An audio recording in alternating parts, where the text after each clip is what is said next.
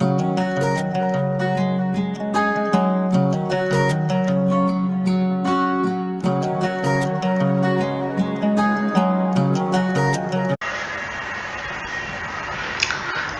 મિત્રો, આજે આપણે આ વિડીયોમાં કોમ્પિટિટિવ એક્ઝામમાં પૂછાતા રિઝનિંગ વિભાગમાં ઘડિયાળના પ્રશ્નો પૂછાય છે તે પ્રશ્નોના સોલ્યુશન આપણે જોઈશું, જેથી તમે સરળ અને ઝડપી આ પ્રશ્નોનું સોલ્યુશન કરી શકો.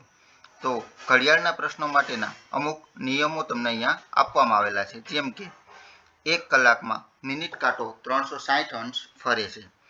બીજું, 1 કલાકમાં કલાક કાંટો 30 અંશ ફરે છે.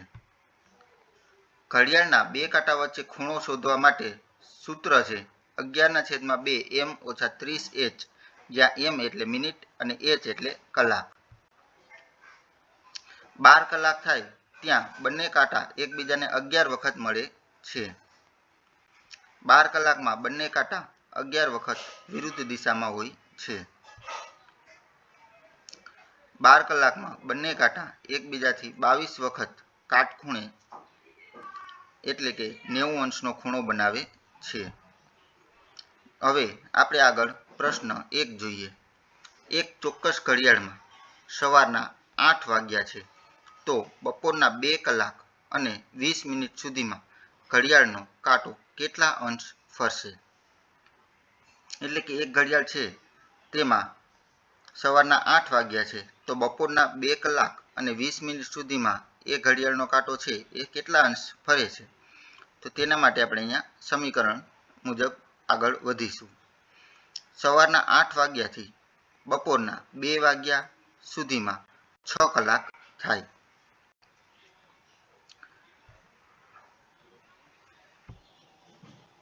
એક કલાકમાં કલાક કાંટો 30 અંશ ફરે છે, તો 6 કલાકમાં 6 ગુણ્યા 30 એટલે કે કલાક કાંટો છે એ 180 અંશ ફરશે.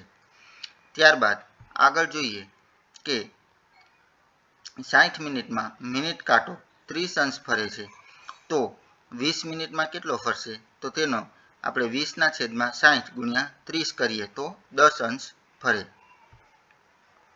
આમ કલાક કાંટો 8 વાગ્યાથી બપોરના 2:30 થાય ત્યાં સુધીમાં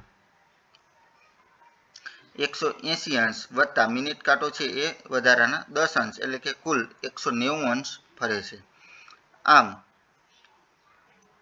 ઘડિયાળનો કાંટો કુલ 190 અંશ ફરે છે, જે આપણો જવાબ છે.